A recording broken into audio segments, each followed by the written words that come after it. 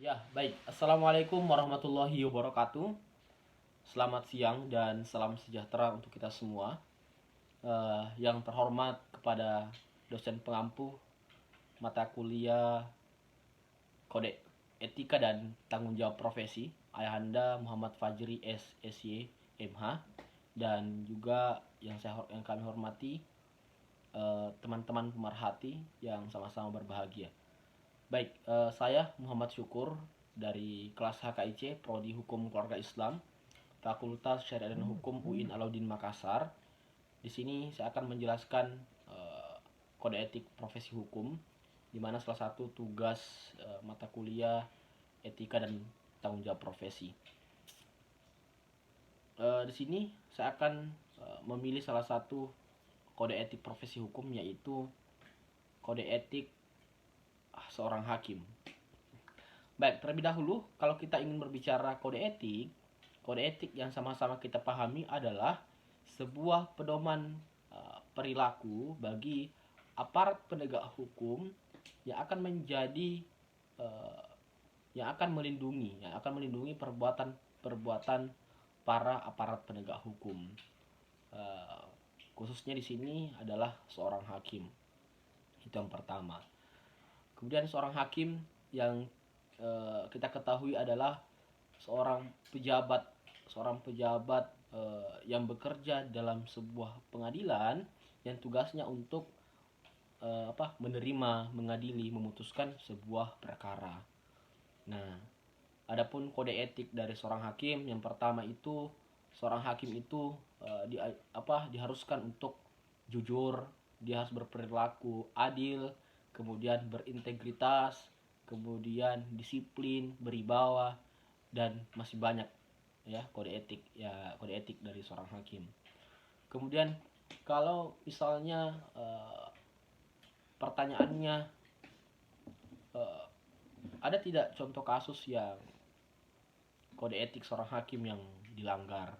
Tentunya ada, karena sampai saat ini, sejauh ini, sependek pengetahuan saya, masih ada oknum ataupun orang-orang seorang hakim yang tidak mematuhi, tidak menghormati terhadap profesinya sendiri.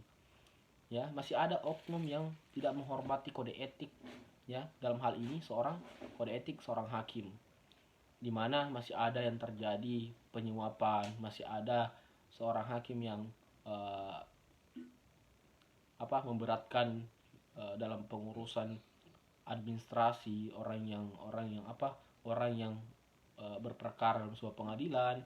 Masih ada oknum yang berat sebelah, masih ada oknum yang tidak adil dalam memutuskan sebuah putusan. Nah, karena yang saya ketahui juga baru-baru ini kan ada juga contoh kasus yang sangat mengecewakan bagi masyarakat, yaitu salah satu hakim Mahkamah Agung Republik Indonesia seharusnya sebagai patron untuk penegakan sebuah keadilan, tapi ternyata ada salah satu kasus, yaitu penyuapan yang terjadi di Mahkamah Agung, ya. Baru-baru ini, beberapa hari yang lalu, itu yang saya tahu seorang hakim yang disuap dalam kasus perdata.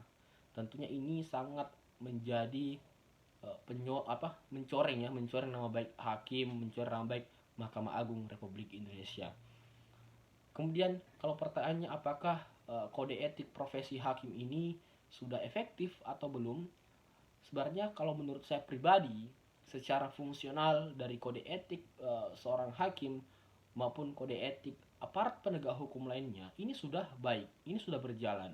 Akan tetapi itu tadi, bahwa masih ada oknum yang tidak mematuhi, tidak menjunjung tinggi kode etik seorang hakim itu sendiri, sehingga adanya penyuapan, adanya uh, putusan yang tidak seimbang, tidak adil, itu karena adanya oknum-oknum yang tidak bertanggung jawab atas kewenangannya.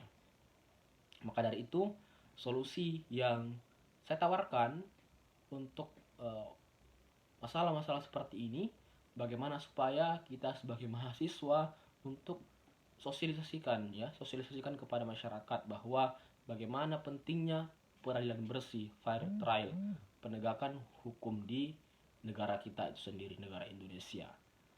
Karena selain seorang hakim, tentunya masyarakat di sini juga punya peran penting untuk menggapai visi misi daripada cita daripada hukum sendiri, yaitu sebuah keadilan, peradilan bersih. Mungkin itu yang dapat saya jelaskan.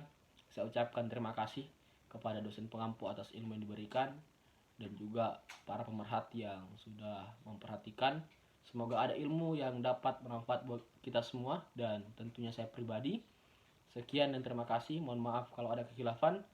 Wabillahi taufiq wal hidayah. Wassalamualaikum warahmatullahi wabarakatuh.